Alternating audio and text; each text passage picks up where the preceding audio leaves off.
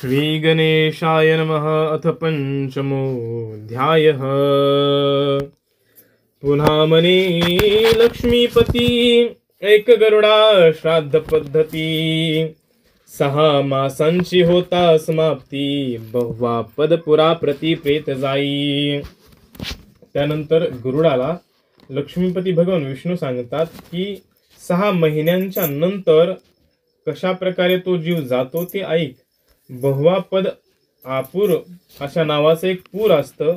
बहु आपदा जिथे मिळतात, खूप कष्ट जिथे मिळतात ते पूर पुढे लागतं। तेथे आपदा निवार वैतरणी नदी महादुर्धर पूय शोणीत कर्दम सार तिचा विस्तार शत योजने। 6 महिने झाले, 6वं मासिक झालं की बहु आपद पुराला प्रेताला नेण्यात येतं आणि तिथं खूप आपदा, खूप संकट, खूप दुःख त्या प्रेताला सोसावे लागतात। वैतरणी नावाची नदी तिथे येते। वैतरणी नावाची महादुर्धर महाकठीण नदी 100 योजन लांब, 100 योजन लांब इतकी ती वैतरणी नदी येते। वैतरणी नदीमध्ये काय आहे? पूय, शोणित आणि कर्दम, चिखल, रक्त आणि पुवाने भरलेली ती 100 योजनाची नदी त्या जीवाला पार करावी लागते। नाना जंतू समाकीर्ण लोह चंचूचे पक्षीगण तटी तिच्या विराजमान वाळू संपूर्ण तप्त जीची। आता पहा, ती नदी जी आहे ती फक्त चिखल, पू आणि रक्तानेच भरलेली नाही, त्याच्यामध्ये वेगवेगळ्या प्रकारचे जंतू, जीव जंतू, आळ्या वळवळ करणाऱ्या त्याच्यामध्ये असतात आणि त्या नदीचं तटही असतं, परंतु त्या नदीवर वाळू जी असते ती अतिशय लालबुंद झालेली, तप्त झालेली ती वाळू असते। आणि त्या नदीच्या बाहेर आलं तर लोह चंचूचे पक्षीगण तिथे फिरत असतात। ज्या पक्ष्यांच्या चोची लोखंडाच्या आहेत असे पक्षी तिथे फिरत असतात। अपार फेने डबडबीत भयानक पार दिसत वृक्ष छाया विवर्जित सहस्रशा कैवर्त तेथे असती। पहा, अपार फेसाने डबडबलेली नदी असते ती। सगळा फेस रक्त, पुवाचा, चिखलाचा सगळा फेस भरलेला असतो। भयानक ती नदी वैतरणी नावाची नदी असते। तिथे वृक्षाची छाया सुद्धा कुठे दूर दूर पर्यंत पाहायला मिळत नाही आणि हजारो नावाडी तिथे असतात। त्या नदीमध्ये सुद्धा हजारो नावाडी तिथे असतात। ती प्रेता पुढे येऊनी नाना प्रकारच्या बोलती वाणी तू गोदान स्वहस्तांनी अथवा अन्य हस्तांनी करविले असल्या या नौकेयात बैसोनी चलावे त्वरित केले नसल्या या नदीयात महाडोहात बुडोनी जाई। ते जे नावाडी आहेत त्याला वेगवेगळ्या गोष्टी बोलत असतात। ते सांगतात की तुझ्या हाताने तू गोदान केलंस का? गाईचं दान कधी, चांगल्या उत्तम गाईचं दान कधी केलं आहेस का मला सांग। केलं असशील तर या नावेमध्ये बस, नसशील केलं तर या डोहामध्ये बुडून जा। ऐसे कैवर्त भाषण करती यास्तव वैतरणी धेनु विप्रा प्रती विधीपूर्वक पात्र भूता प्रती पात्राची गणती ऐक किंचित। म्हणून त्या नावाड्यांची भाषा ही आहे की गोदान करणं महत्वाचं आहे।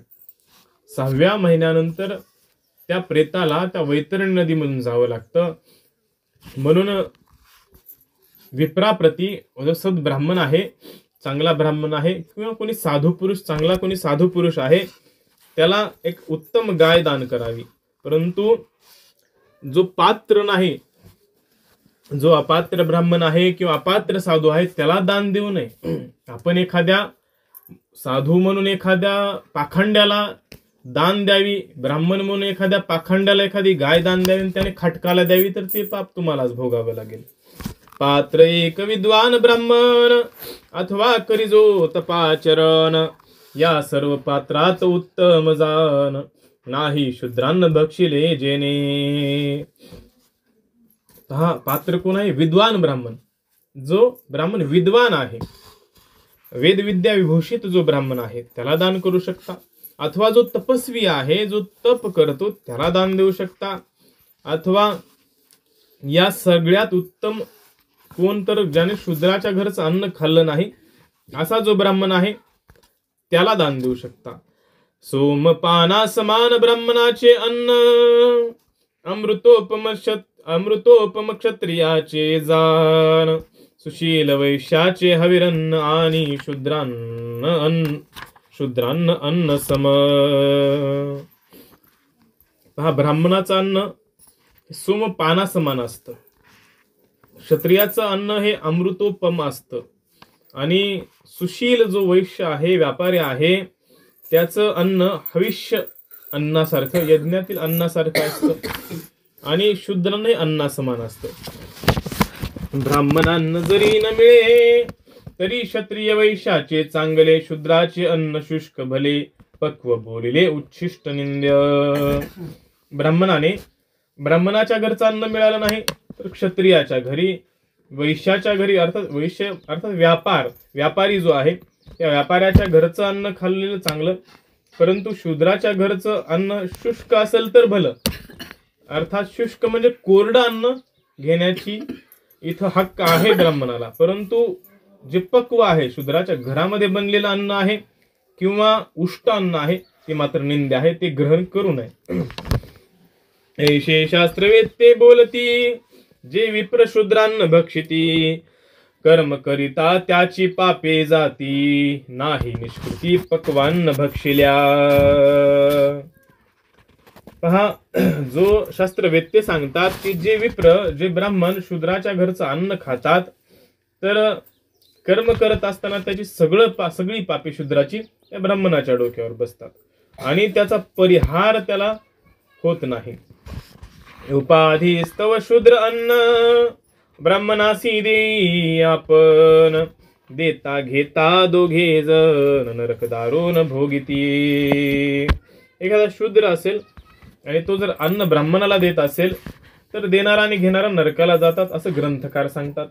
शूद्रान्न ब्राह्मणास्तव, पचन करी द्विजा धम मानव, अनुमोदन देता भक्षिता ते सर्व, नरक बहुत भोगिती. शूद्रान्न एखाद्या ब्राह्मणाला देणारा जो कोणी आहे किंवा देण्याचं अनुमोदन करणारा ते सगळे नरकाला जातात असं सांगितलं आहे. तस्मा सर्व शूद्रजनी आमान्न द्यावे ब्राह्मणा लागुनी, महायज्ञाचे फळ तुकेनी पावे निदानी खगेश्वर. हे खगेश्वरा, हे पक्षीराजा, एखादा शूद्र असेल त्याला ब्राह्मणाला अन्न देण्याची इच्छा असेल तर त्यानं कोरडं अन्न द्यावं. कोरडं धान्य असेल किंवा त्याचं पीठ असेल ते द्यावं त्या ब्राह्मणाला. तर असं जर केलं तर महायज्ञाचं फळ त्या शूद्राला मिळतं. सन्निकृष्ट विद्वान ब्राह्मण त्याचे न करावे अतिक्रमण, ज्वलित अग्नी टाकून न किजे हवन भस्मा माझी. जवळ जर एखादा ब्राह्मण असेल तर त्याचं उल्लंघन करू नये. ब्राह्मण या ग्रंथामध्ये सगळीकडे ब्राह्मण या शब्दाचा अर्थ जो वेद पाठी आहे, ज्याच्या गळ्यामध्ये जानू आहे, जनीव आहे, उपनयन सूत्र आहे, जो स्नान आणि संध्या करणारा ब्राह्मण आहे तो. फक्त नावाचा किंवा जातीचा ब्राह्मण एवढाच अर्थ इथे मर्यादित नाही.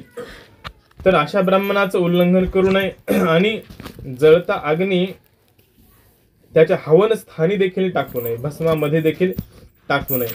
नक्की जे ब्राह्मणा विक्रम, आचार दूषित विप्रपरम, आचारेच नाही उत्तम, अलंकृत परम तपो विद्येने. ते सांगतात की ब्राह्मणाचं अतिक्रमण करू नये आणि ब्राह्मण हा आचरणाने श्रेष्ठ ठरतो. आचरण हा त्याचा अलंकार असतो.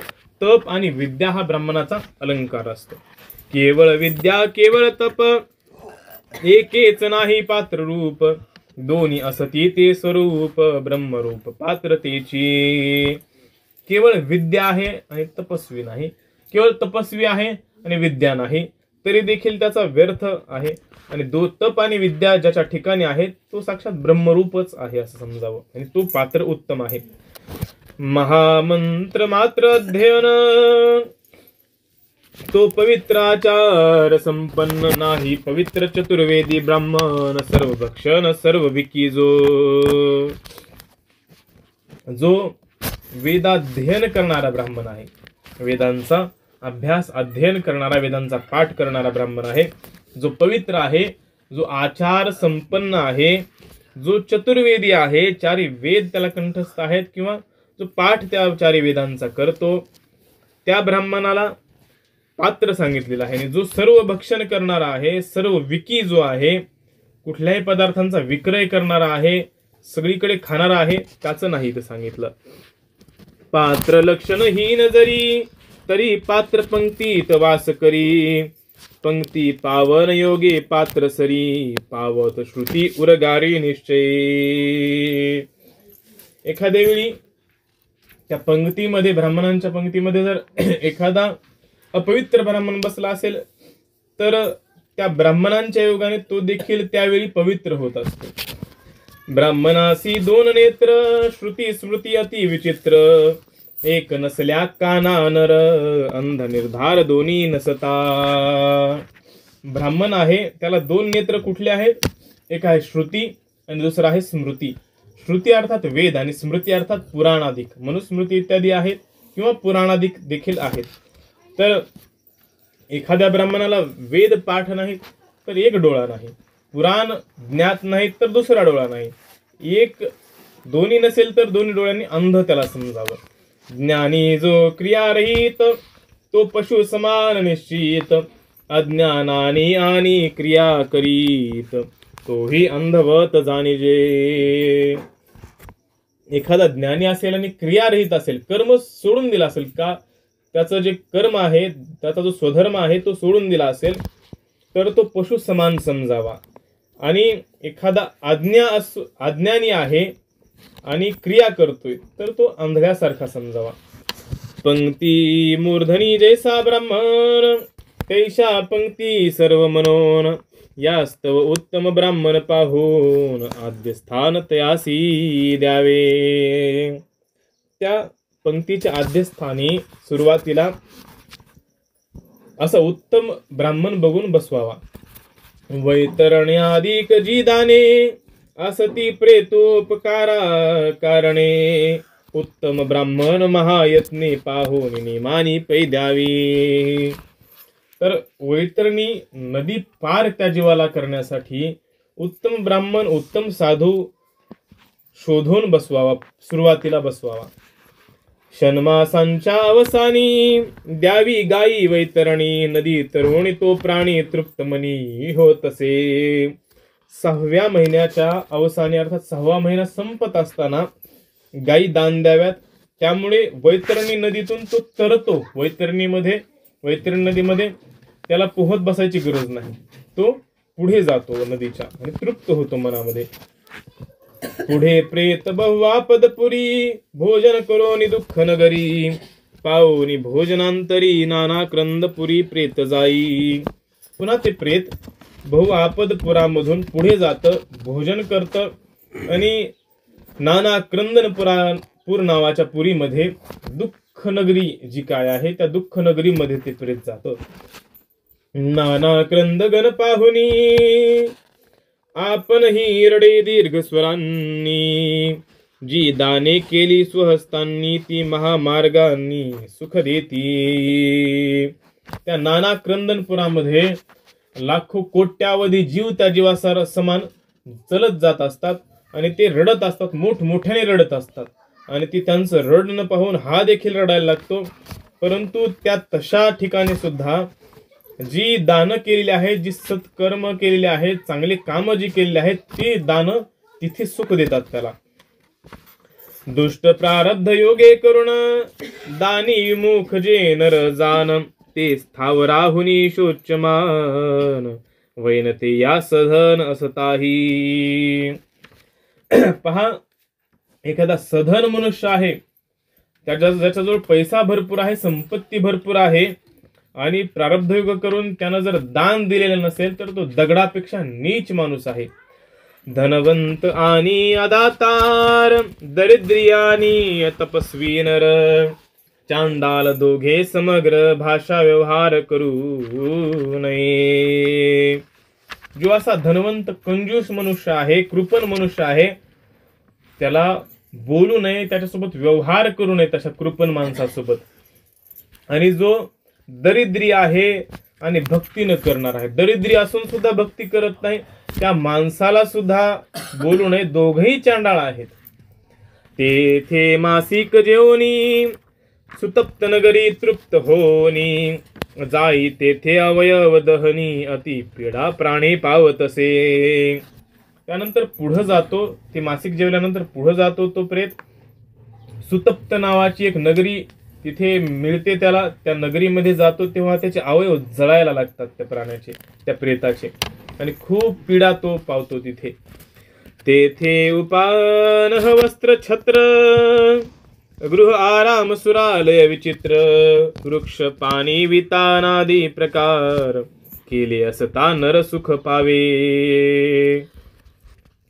त्या सुतप्त नगरीमध्ये जर तप्त व्हायचं नसेल तर या पृथ्वी लोकावर असताना चांगल्या लोकांना उत्तम पात्र पाहून जोडा दान द्यावा, चप्पल दान द्यावं, वस्त्र दान द्यावा, छत्र्या दान द्याव्यात, घर दान द्यावं, सुरालय अर्थात देवालय बनवावं, मंदिर बनवावं, मंदिरासाठी उत्तम ठिकाणी मंदिर असेल तर त्या ठिकाणी देणगी द्यावी.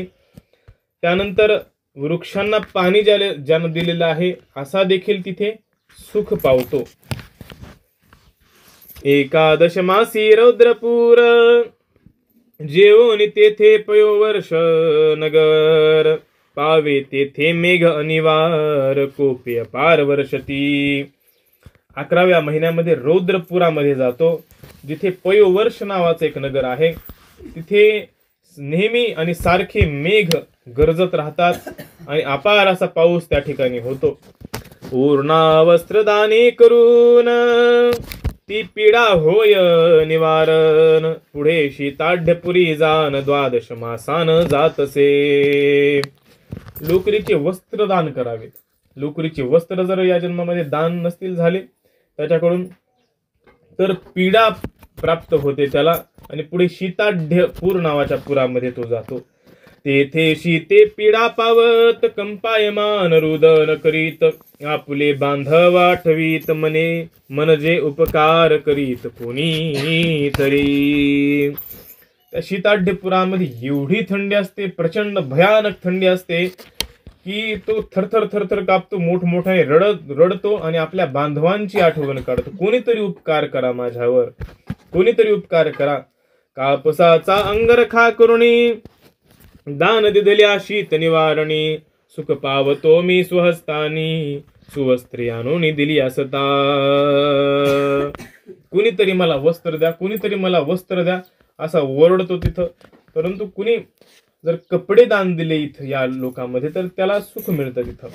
मी माझ्या अभिमान दोषे अथवा पाप दूषण मिसे, किंवा देश काला दिवसे अश्रद्धा दोष केल्याही न फळती. दान दिलंय परंतु अभिमान आहे त्याच्यामध्ये. मी दिलंय, मी एवढं दान दिलं, मी तेवढं दान दिलं, असं दान दिलं, तसं दान दिलं. मग ह्या अभिमान जर असेल तरी दोष मिळतो. पाप दूषण, पापाने कमावलेलं जर दिलेलं असेल तरी दोष मिळतो. वाईट देशामध्ये, वाईट काळामध्ये दान दिलं असेल तरी दोष मिळतो. अश्रद्धा असेल दानामध्ये, कोणीतरी सांगितलंय म्हणून करायचंय तरी दोष मिळतो. उपकाराच्या लोभे करून किंवा संकटी पडता जाण, केली असताही आपण अश्रद्धेने न फळती माते. एखाद्यावर उपकार करावा, एखाद्यावर उपकार करावा म्हणून जर केलंय म्हणजे अभिमानानं दुसऱ्याला दाखवण्यास मी कसा उपकार केला त्याच्यावर असं दाखवण्यासाठी केलेला असेल. एखादा संकटामध्ये पडलेला आहे त्याला जर काही दान दिलेलं असेल आणि अश्रद्धेनं दान दिलेलं असेल, श्रद्धा नसेल दान देताना, तर ते दान व्यर्थ आहे. यास्तव दान श्रद्धायुक्त केले असते शास्त्रोक्त, ते होते उपकारभूत दुःख बहुत होता येथे. म्हणून श्रद्धायुक्त अंतःकरणाने शास्त्राने जसं सांगितलं आहे तसं दान करावं, म्हणून दुःख होत नाहीत. ऐसे प्रेत चिंतातुर मग पाहे दिशा समग्र परी शीताचा परिहारण दिसे समोर कोठेही. त्या शीताढ्यपुरामध्ये खूप चिंतातुर होतं प्रेत. आता काय होईल माझं, जीव जाईल असं वाटतं, परंतु जीव जात सुद्धा नाही, कारण ते भोगावं लागतं सगळं. या शीताचा, या थंडीचा परिहार कोण करेल, या थंडीपासून कोण वाचवेल म्हणत म्हणत चालत राहतं प्रेत. या स्तव प्रेतोद्देशे दान बांधवी करावे आपण, देहोपयोगी संपूर्ण पदार्थ पाहोन तेची द्यावे. म्हणून प्रेताच्या उद्देशानं आपण दान केलं पाहिजे. इथं जे जे शरीरासाठी उपयोगी आहेत पदार्थ ते दान दिले पाहिजेत.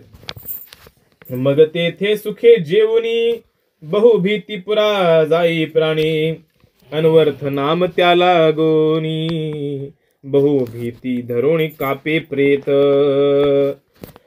तिथे जेवून पुढे बहुभीतीपूर नावाच्या पुरामध्ये जातो. अनवर्थ त्याला म्हटलं गेलेलं आहे. अर्थात बहुभीतीपूर म्हणजे खूप भीती वाटते असं पूर, भयानक भयंकर असं पूर तिथे पुढे लागतं. खूप भीत, खूप थरथर कापतं ते प्रेत. ते चित्रगुप्ताचे नगर तेथे नाना नरक घोर, कर्म करीती धन्य ते नर वैराग्य निरंतर असे जासी. चित्रगुप्ताचं नगर लागतं आणि त्या चित्रगुप्ताच्या नगरामध्ये वेगवेगळे नरक लागतात, घोर असे नरक लागतात. आणि जे लोक चांगलं कर्म करतात, सत्कर्म करतात, उत्तम कर्म जे करतात, ज्यांच्या ठिकाणी वैराग्य आहे ते धन्य आहेत असं सांगतात. शिवविष्णूंची भक्ती करीती ते या लोकासीन पावती, ऐसे प्रेत बहुतारिती प्रलापिता ताडिती यमदूत. मग त्या ठिकाणी प्रेत प्रलाप करतात, ओरडतात की मी जर भगवान भोलेनाथांची, शिवांची भक्ती केली असती, भगवान विष्णूंची, विठ्ठलाची जर भक्ती केली असती तर या लोकाला येण्याची माझी वेळ आली नसती, या लोकाला येण्याची माझ्यावर वेळ आली नसती.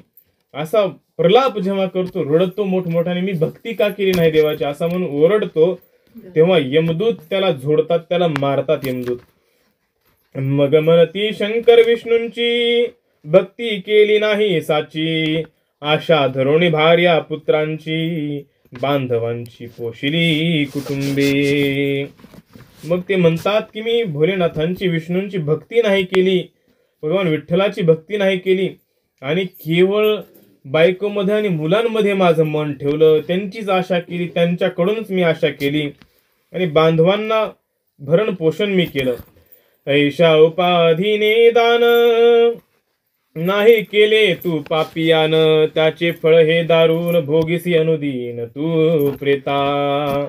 यमदूत सांगतात, अरे तू बायका पोरांकडे पाहून दान सुद्धा कधी केलं नाहीस, कोणाला दान सुद्धा केलं नाहीस, म्हणून या अडचणीमुळे तू हे फळ भोगत आहेस. ऐसे बोलून यमदूत पूर्ण संवत्सरी धर्मराज पुरीत, संयमनी प्रतिनेती प्रेत यमाचे दूत खगपती. हे गरुडा, अशा प्रकारे वर्ष पूर्ण होत असताना धर्मराज पुरीत अर्थात यमलोकाला त्या प्रेताला नेण्यात येतं आणि त्या ठिकाणी संयमनी नावाची नगरी असते. ऐशा यममार्गीच्या यातना पंचमाध्यायी कथिल्या जाना, यास्तव करून शिवविष्णू भजना चुकवा यातना यमलोकीच्या. म्हणून या 5व्या अध्यायामध्ये यममार्गामध्ये ज्या यातना केल्या जातात त्या यातना सांगितल्यात. म्हणून आपली जर इच्छा असेल ह्या यातना नकोयत आपल्याला, तर भावे गावे गीत शुद्ध करून या चित्त, आपलं चित्त शुद्ध करा. कोणाचा क्रोध, कोणाचा द्वेष, कोणाबद्दल लोभ, कोणाचा मत्सर, कोणाबद्दल कपट, कोणाची ईर्ष्या, कोणाबद्दल निंदा न करता शुद्ध अंतःकरण करून भगवंताचं भजन करण्यामध्ये वेळ घालवा.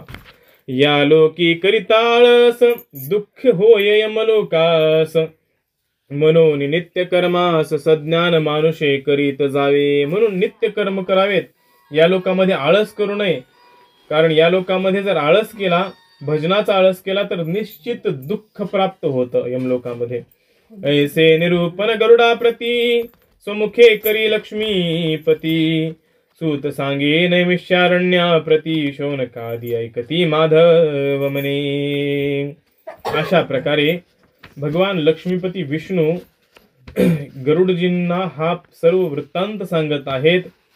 हे सर्व विश्लेषण भगवान करत आहेत आणि तेच विश्लेषण, तोच संवाद सूतजी नैमिषारण्यामध्ये शौनकादी ऋषींना सांगत आहेत आणि ग्रंथकर्ते माधव हे आपल्याला सांगत आहेत. इति श्री गरुड पुराणे प्रेतकल्पे गरुड नारायण संवादे प्रेतयमपूर प्रवेशो नाम पंचमोऽध्यायः. कुंडलीक वरदार विठ्ठल श्री ज्ञानदेव तुकाराम पंढरनाथ भगवान मौली ज्ञानेश्वर